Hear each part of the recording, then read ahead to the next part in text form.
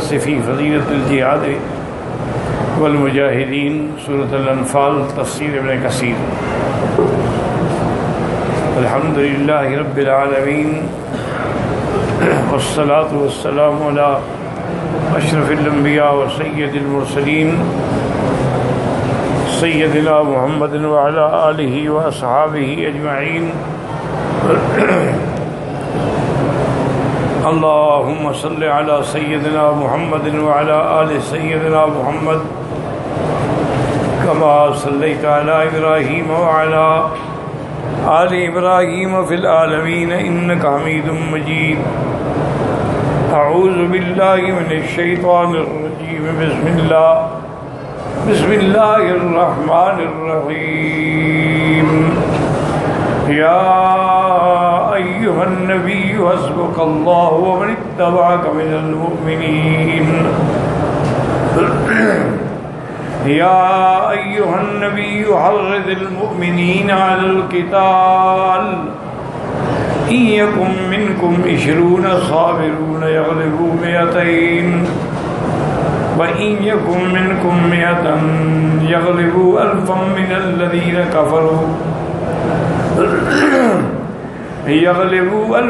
الذين كفروا بأنهم قوم لا يفقهون. الآن خفف الله عنكم وعلم أن فيكم ضعفا فإن يكن منكم 100 صابرة يغلبوا 200 وإن يكن منكم 1000 يغلبوا 2000 بإذن الله والله مع الصابرين.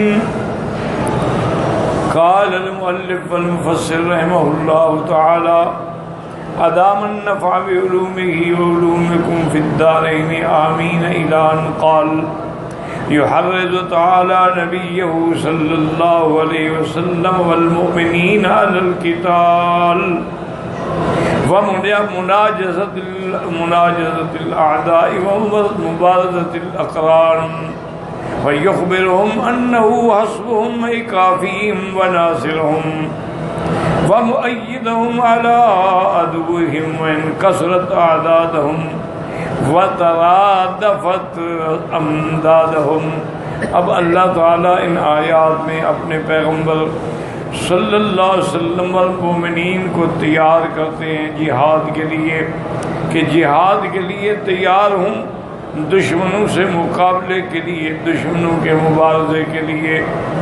اور اللہ نے یہ بھی بتلا دیا کہ انہو حسبہم، اللہ کی ذات ہی تمہیں کافی ہے، اللہ کی ذات ہی تمہاری مددگار ہے، تو تمہاری تائید کرنے والی ہے تمہارے دشمن پر. وَإِن كَثُرَتْ أَعْدَادُهُمْ، چاہے تمہارے دشمنوں کی تعداد کتنی زیادہ ہو جائے، وَتَرَادَفَتْ أَمْدَادُهُمْ، اور ان کی مدد جو ہے کتنا زیادہ ان کو ملے، لیکن اللہ کی مدد آپ کے ساتھ ہے. وَلَوْ قَلَّ عَدَدُ الْمُؤْمِنِينَ، چاہے مومنین کا عدد جو ہے وہ تھوڑا ہو، لیکن اللہ کی مدد سے فتح اور کامرانی نصیب ہوگی. قال ابن ابی حاتم حدثنا احمد بن عثمان بن حکیم قال حدثنا عبید اللہ بن موسیٰ انبأنا سفیان عن ابن شہاب عن الشعبی فی قوله تبارک وتعالی یا ایہا النبی حسبک اللہ ومن اتبعک من المؤمنین. قال حسبک اللہ وحسب من شہد معک. اللہ نے خبر دی کہ میرا مدنی اللہ آپ کے ساتھ ہے، اور جو آپ کے لیے جہاد میں شریک ہیں ان کے بھی اللہ تبارک و تعالی ساتھ ہیں. وروى أن طائل الخراسانی وعبد الرحمن بن زید مثله ولهذا قال یا ایها النبی حرض المؤمنین على القتال أي حثهم ودمرهم ونصرهم عليه. اللہ پاک نے حضور کو بار بار یہ فرمایا کہ آپ مومنین کو تیار کریں اور مومنین کی جہاد کے لیے. ولہذا کان رسول اللہ صلی اللہ علیہ وسلم یحرض علی القتال، حضور بھی ہمیشہ جہاد کے لیے اور قتال کے لیے تائید فرماتے. عند صفهم ومواجهة العدو، جب صفیں بن جاتی اور دشمن سامنے ہوتا حضور اس وقت بھی مومنین کو ابھار رہے ہوتے جہاد کے لیے. کما قال لاصحابہ یوم بدر حین اقبل المشرکون فی عددہم وعددہم قوموا الی جنت ارضها السماوات والارض.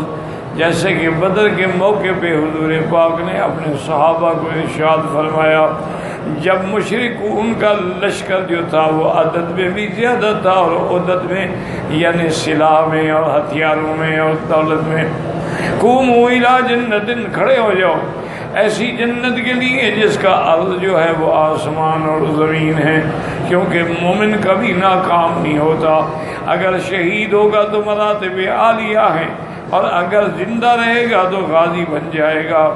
اس کے بعد قال عمرو بن الحمام ارضها السماوات والارض. اس نے پوچھا حضور اتنی بڑی جنت کہ جس کا آسمان اور زمین عرض ہے، طول کا کس کو کیا؟ آپ نے میں کہ ہاں اللہ کی جنت جو ہے وہ بہت بڑی ہے. فقال بخن بخن فقال ما يحملك على قولك بخن بخن قال رجاء ان اكون من اهلها قال فانك من اهلها. تو صحابی نے کہا حضور واہ واہ کیا شان ہے جس کو جنت نصیب ہوگی. اور میں کیوں کہہ رہا ہوں؟ اسی لیے کہہ رہا ہوں یا اللہ مجھے بھی پھر جنت والا بنا. اور پھر میں آپ جنتی ہیں، آپ جنت میں جائیں گے، آپ نے بشارت دے دی. فتقدم الرجل وكسر جفن سيفه واخرج تمرات وجعل ياكل منهن ثم القى بقيتهن ثم بيده وقال لئن انا حييت آكلهن انها لحياة طويلة. اس کے بعد اس بندہ اٹھا، اس نے اپنی تلوار کا جو کیس تھا اس کو بھی توڑ ڈالا اور جو کھجوریں اپنے ہاتھ میں لے کے کھا رہا تھا ان کھجوروں کو بھی پھینک ڈالا. کیا ان کھانے کی کون انتظار کرے، تو بڑی لمبی زندگی والی بات ہے. ثم تقدم وقاتل حتى قتل رضی اللہ تعالیٰ عنہ. پھر آگے بڑھے قتال میں تو جہاد کیا اور اللہ کے راستے میں شہید ہو گئے.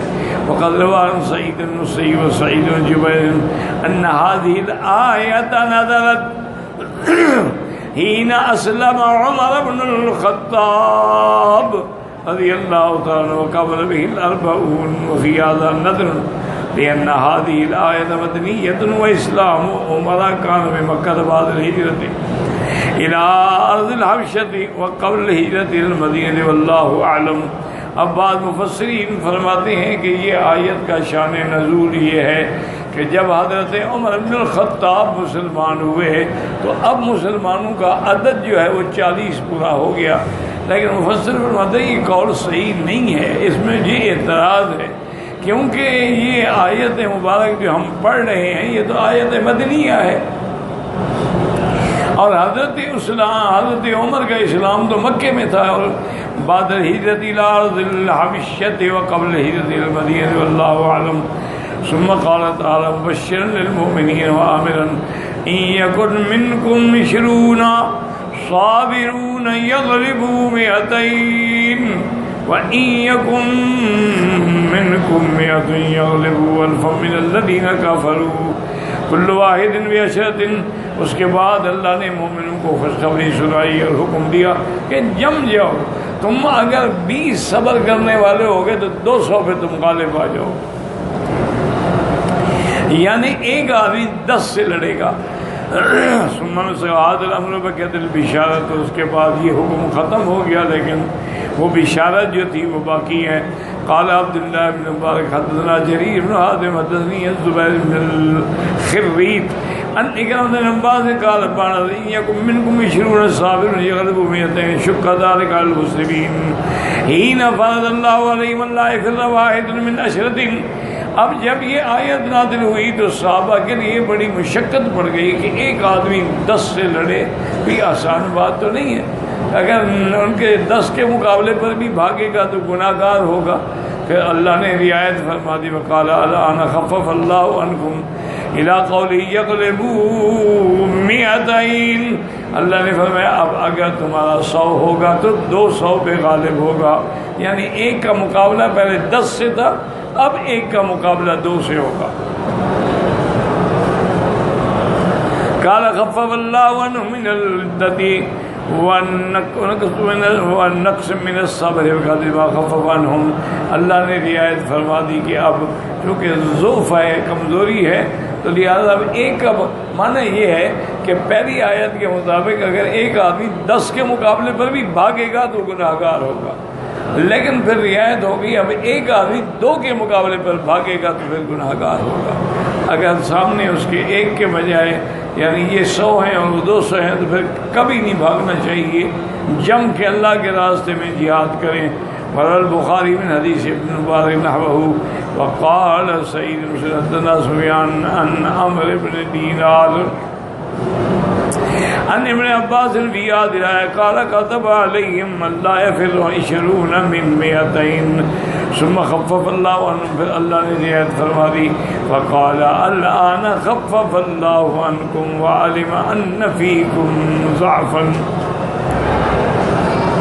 فلا ينبغي ل100 أن يفروا من 200. اگر آپ 100 ہیں تو 200 کا مقابلہ کریں، ان کے سامنے آپ کو نہیں بھاگنا چاہیے. اس کے بعد فرماتے ہیں روى البخاری عن علی بن عبد الله عن سفیان به نحوه وقال محمد بن اسحاق حدثنا ابن ابي نجيح عن عطاء بن عباس قال لما نزلت هذه آیت الثقل على المسلمین، جب یہ آیت تھی تو مسلمانوں پہ بڑی بھاری تھی کہ ایک آدمی 10 کا مقابلہ کرنے کو آسان بات تو نہیں ہے نا. وَأَعْظَمُوا أَن يُقَاتِلْ 20 200 کہ 20 جو ہیں وہ 200 کا مقابلہ کریں اور 100 جو ہے وہ 1000 کا مقابلہ کرے. فخفف اللہ عنہم فنسخا بالآیت الاخرى الآن خفف اللہ عنکم وعلم ان فیکم ضعفا فكانوا إذا كانوا على الشطر من عدوهم لم يسغرهم أن يفروا من عدوهم وإذا كانوا دون ذلك لم يجب عليهم قتالهم. ہاں اگر 200 ایک کا 2 سے مقابلہ ہے تو اس کے مقابلے پہ بھاگنا جو ہے وہ بالکل ناجائز ہے. ہاں ایک یہ بھی ہوتا ہے کہ اگر اس سے زیادہ کم ہماری تعداد، ضروری نہیں ہے کہ پھر ہم جہاد کریں. اپنے آپ کو اور اپنی جماعت کو بچانا جو ہے یہ بھی ایک حکمت عملی ہوتی ہے. وَجَادَلَهُمْ أَن يَتَحَوَّزُوا عَنْهُمْ فَرَوَى عَلِيُّ بْنُ أَبِي طَلْحَةَ فِي أَنْفَاسٍ نَحْوَ ذَلِكَ قال ابن ابي حاتم روى المجاهد وعطاء وإكرمة والحسن وزيد بن اسلم وعطاء الخراساني والضحاك وغيرهم نحو ذلك. وروى حافظ ابو بكر بن مردوي من حديث المسيب من شريك عن ابن عون النافع عن ابن عمر رضي الله عنهما في قوله إن يكن منكم 20 صابر يغلبوا 200 قالت نزلت فينا أصحاب محمد صلى الله عليه وسلم. وروى الحاكم في مستدرك من حديث أبي عمرو بن العلاء النافع ابن عمر أن رسول قرأ الآن خفف الله عنكم وعلم أن فيكم ضعفا رفع ثم قال صحیح الاسناد، یعنی حدیث مرفوع ہے اور صحیح. اب مسئلہ اس میں یہ ہے، یاد رکھیں کہ جب اللہ نے مسلمانوں کے لیے جہاد فرض کر اور ابتدا میں چونکہ ایمان بھی قوی تھے، اللہ پر یقین بھی قوی تھا، تو اس لیے اللہ نے حکم دیا کہ اگر تم 20 ہوگے نا تو 200 پہ تم غالب آ جاؤ، اور اگر تم 100 ہوگے تو 1000 پہ غالب آ جاؤ. صحابہ پر یہ بات بڑی ثقیل گزری کہ بڑا مشکل ہے کہ ایک آدمی 10 گنا فوج سے مقابلہ کرے. تو پھر اللہ نے رعایت فرما دی کہ اب اگر تم 1 ہو تو 2 کے مقابلے پہ کبھی نہ بھاگو، 100 ہو تو 200 کے مقابلے پہ نہ بھاگیں، اگر بھاگیں گے تو پھر مجرم. یہ تو ایک ہے حکم، قانون. ایک یہ ہوتا ہے کہ آدمی کی بہادری اور اللہ کی طرف سے مدد، اس کا تو پھر کوئی تصور بھی نہیں کر سکتا. حضرت خالد بن الولید رضی اللہ تعالی عنہ ابھی عبیدہ بن الجراح کی قیادت میں، چونکہ آپ کو حضرت عمر نے معزول کر دیا تھا، پہلے یعنی کمانڈر جو تھے وہ حضرت خالد تھے، لیکن حضرت عمر بن الخطاب نے انہیں خط لکھا کہ آپ کی کمانڈری ختم ہے، اب آپ پر ابھی عبیدہ بن الجراح جو ہیں وہ آپ کے بڑے ہوں گے، آپ ان کے ماتحت ہیں۔ حقیقت میں یہ خالد کے لیے بہت بڑا امتحان ہے، یہ کہہ دینا تو بڑا آسان ہے، اسی لیے دیکھیں نا بھی آج اتنا دور گزر گیا، آج بھی آپ کی فوج میں یعنی ابھی تک ایک ان کی نظام ہے کہ اگر ان کا جونیئر ان کا بڑا بن جائے تو اس کے اوپر جو سینئر ہے وہ استعفیٰ دے۔ کبھی میں اپنے جونیئر کو پھر کیسے سلام کروں جو کل میرے ماتحت تھا، آج وہ بڑا بن گیا، لہذا وہ ان کا ایک اصول ہے، وہ فوراً استعفیٰ دے۔ کبھی بن گیا ٹھیک ہے، اس کے نصیب ہے، لیکن ہم اس کو سلام نہیں کر سکتے۔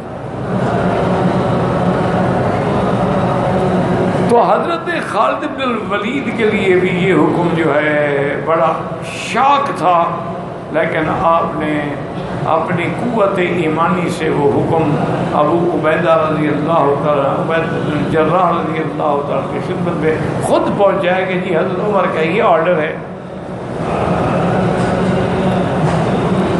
اور آج کے بعد میں آپ کا ایک ادنا سپاہی بن کے بھی لڑوں گا،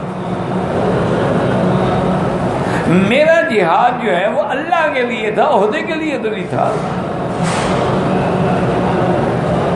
اچھا، اس میں بھی بڑا ایک مشہور واقعہ ہے جو دشمنوں نے گھڑا ہوا ہے، انہوں نے یہ واقعہ بنایا ہے کہ جی حضرت خالد کو حضرت عمر نے عہدے سے کیوں ہٹایا۔ وہ یہ کہتے ہیں کہ ایک جنگ کے موقع پر حضرت خالد بن ولید نے ایک آدمی کی بیوی سے عاشق ہو گئے، پھر اسی جنگ میں اس کے خاوند کو قتل کرا دیا اور اس کی بیوی سے خود نکاح کر دیا اور عدت کی بھی انتظار نہیں کی۔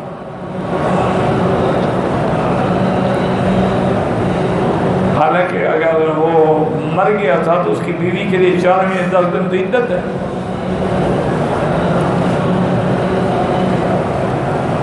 اس لیے جب حضرت امیر المومنین عمر بن الخطاب کو اطلاع ملی تو انہوں نے ان کو عہدے سے ہٹا دیا۔ یہ بالکل 100% نہیں بلکہ 101% جھوٹ ہے۔ یعنی ایک آدمی کسی کی بیوی پہ عاشق ہو جائے، اس کو قتل کروا دے، پھر اس کی بیوی سے عدت کے بغیر شادی کر دے، صرف اس کو عہدے سے ہٹا دو، سزا کون دے گا قتل کی؟ یعنی حضرت عمر پر بھی اعتراض ہو گیا نا کہ انہوں نے انصاف نہیں کیا۔ بھائی جب اس نے قتل کیا تھا تو قتل کی سزا کا فیصلہ تو کرے نا، پھر اگر اس نے عدت کے بغیر نکاح کر دیا تو زنا ہے، پھر اس زنا کی سزا کا کیا فیصلہ ہوگا؟ تو یہ بالکل جھوٹ ہے، یہ روافض اور شیعہ کے بنائی ہوئی باتیں ہیں، گھڑی ہوئی باتیں ہیں، اور جن کے اندر کسی قسم کی کوئی حقیقت نہیں ہے۔ اصل واقعہ یہ تھا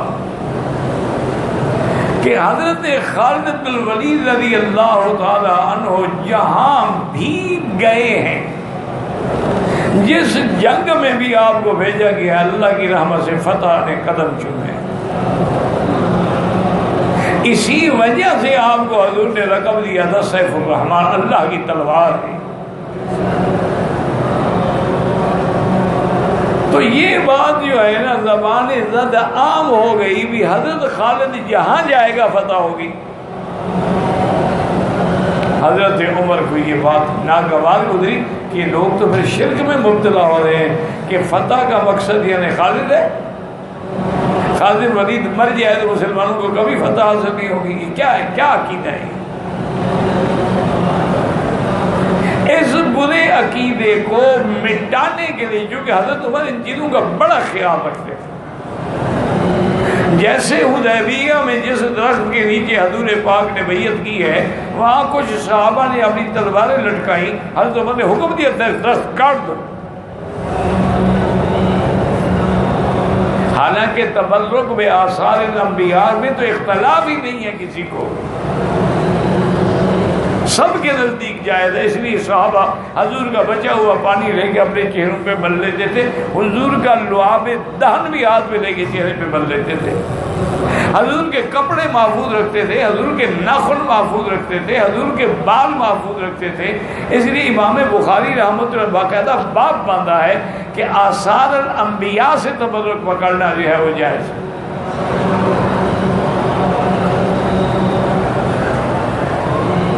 لیکن ان سب چیزوں کے باوجود یاد رکھیں کہ دشمن جو ہے نا جی، وہ تو دشمن ہوتا ہے، پھر صرف حضرت خالد پر تو اعتراض نہ ہوا نا۔ یہ واقعہ حقیقتاً اور ہر لحاظ سے غلط ہے، اس کی وجہ ہے کہ وہ نہ عقل کے مطابق ہے نہ نقل کے مطابق ہے۔ نقل کے مطابق یہ ہے کہ کسی کتاب میں اس کا حوالہ نہیں،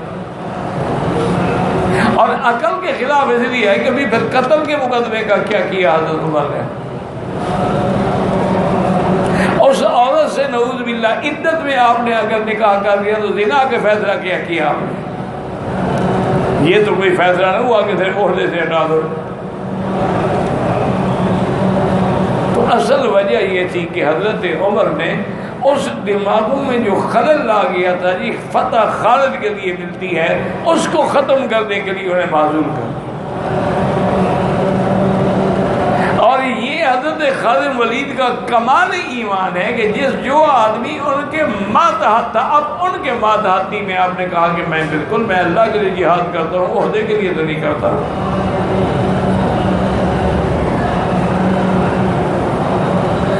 اچھا، اسی طرح جب آپ کے حضرت عمر کے زمانے میں رومن کے فوجوں سے مقابلہ تھا، حضرت خالد بن الولید کے ذمہ لگایا ابی عبیدہ نے کہ آپ اپنے ساتھ کچھ لوگ رکھ لیں، رات کو گشت پہ نکلیں، اگر کہیں سے دشمن کے حملے کا اندیشہ ہو تو اپنے مجاہدین کو جگا دیں فوراً، اور اندازہ بھی کریں کہ ان کی کل تعداد کیا ہے اور ان کا کس کس جگہ محاذ ہے، کس کس جگہ انہوں نے اپنا طاقت جمع کی ہے۔ تو حضرت خالد کے ساتھ تقریباً اس وقت 60 آدمیوں کا ایک یعنی فوجیوں کا وفد تھا، ان کو لے کے گھوڑوں پہ سوار ہو کے آپ چل پڑے، اور آگے جب گئے تو رات ہو چکی تھی، ڈھل چکی تھی، اور لوگ جو ہے نا وہ روم والے تو آپ کو پتہ ہے شرابی کبابی لوگ شرابیں شروع ہو گئی۔ تو حضرت خالد نے ساتھیوں سے کہا بھئی ان پہ ہم حملہ کیوں نہ کرتے ہیں، نشے میں بدمست پڑے ہوئے ہیں بدبخت۔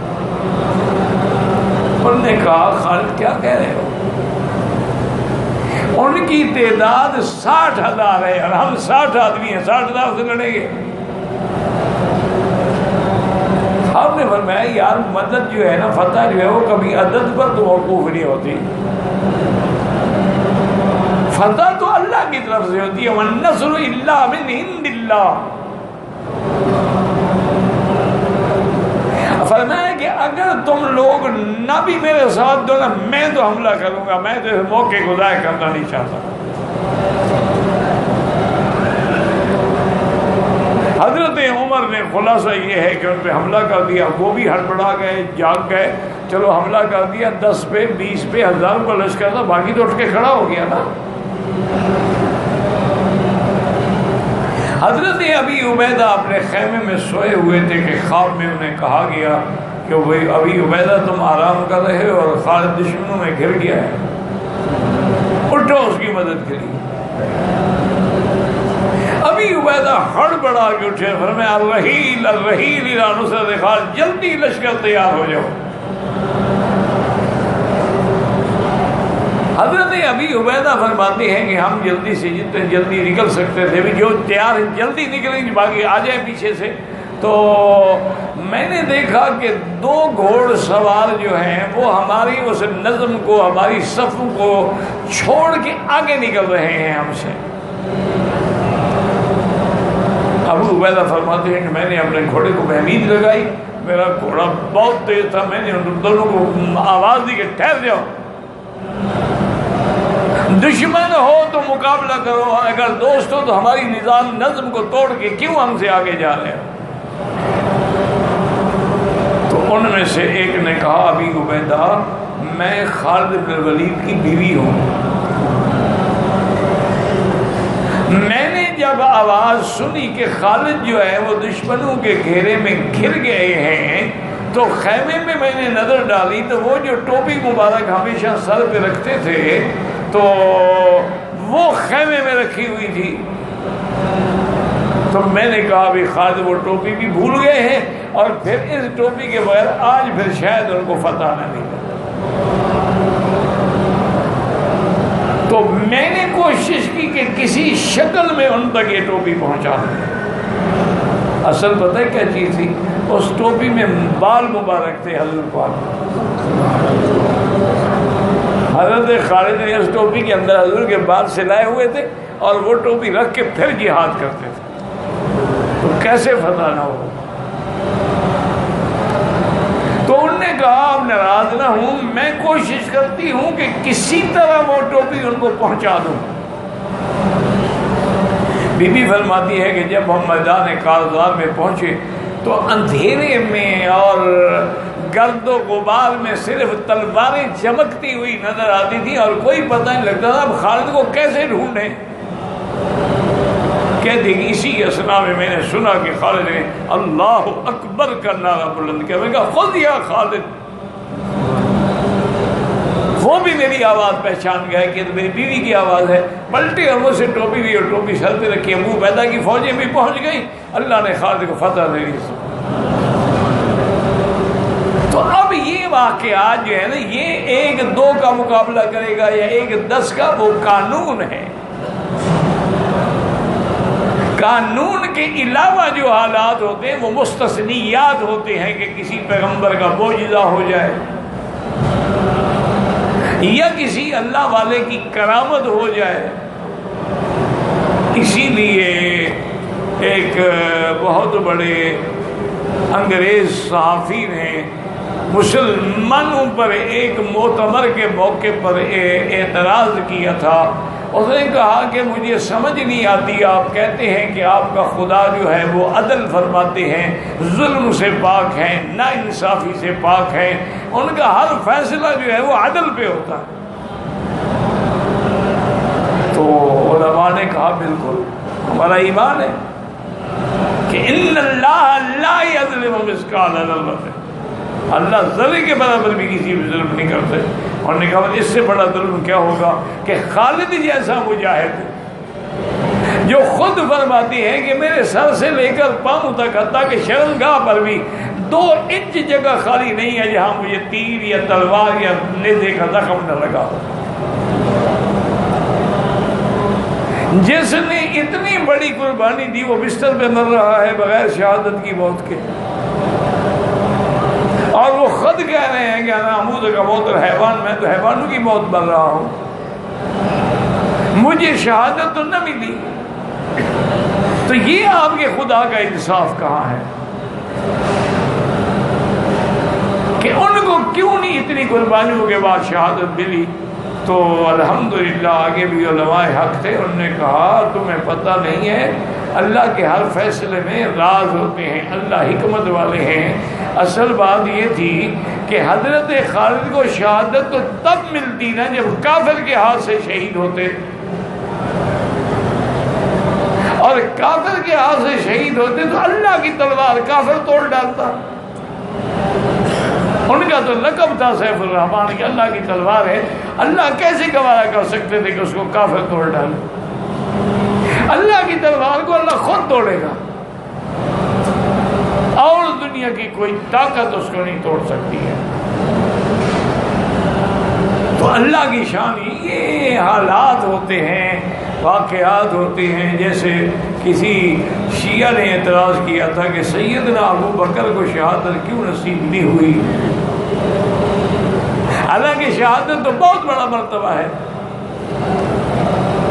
تو انہوں نے جواب دیا، بزرگوں نے، انہوں نے کہا تمہیں پتہ نہیں ہے حضور کو شہادت نصیب نہیں ہوئی، ابو بکر تو تصویر ہے محمد مصطفیٰ، پھر ان کو کیسے شہادت نصیب ہو سکتی؟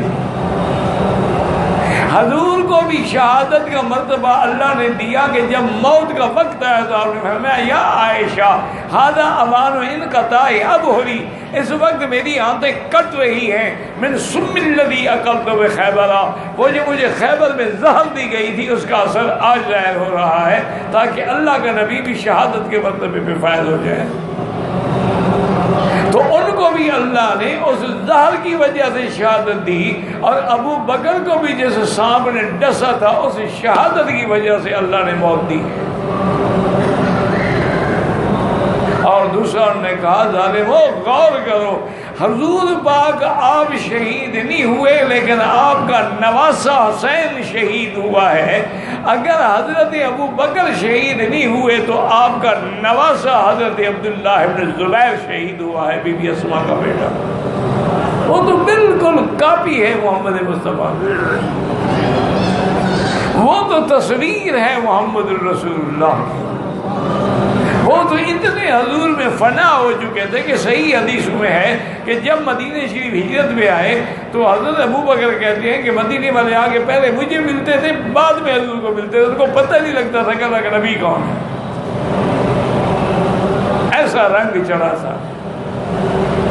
حضرت ابو بکر کہتے ہیں پھر میں نے سوچا کہ یہ تو بیچارے دھوکے میں پڑ رہے ہیں، تو ایک جگہ سے دھوپ آ رہی تھی، میں جلدی جلدی کپڑا لے کے حضور پر سایہ کر کے کھڑا ہو گیا. ایک تو دھوپ نہ آئے اور دوسرا پتہ لگ جائے کہ خادم کون ہے اور مخدوم کون ہے. اس لیے ہمیشہ یاد رکھے قانون الگ ہوتے ہیں اور اللہ کے انعامات الگ ہوتے ہیں. جہاں اللہ کی مدد آتی ہے پھر وہاں قانون نہیں، وہاں تو پھر اللہ کی رحمت ہی رحمت ہوتی ہے. اب جیسے مقام بدر دیکھ لیں کہ کہاں 313 اور کہاں 1000 کا لشکر، اور جب اللہ کی مدد نہ آئے، اب یوم حنین اذ اعجبتکم کثرتکم، کہ جب تم حنین کی جنگ میں گئے ہیں تو تمہارے ساتھ 12000 کا لشکر تھا، تو صحابہ کہنے لگے آج ہمیں کون شکست دے سکتا ہے، تو شکست آ گئی. وَكَمْ مِنْ فِئَةٍ قَلِيلَةٍ غَلَبَتْ فِئَةً كَثِيرَةً بِإِذْنِ اللَّهِ، کتنی چھوٹی جماعتیں ہیں جو اللہ کی مدد سے بڑی بڑی جماعتوں پہ غالب ہو جاتی ہیں. تو اصل میں ان میں یہ احکام ہیں. واللہ اعلم.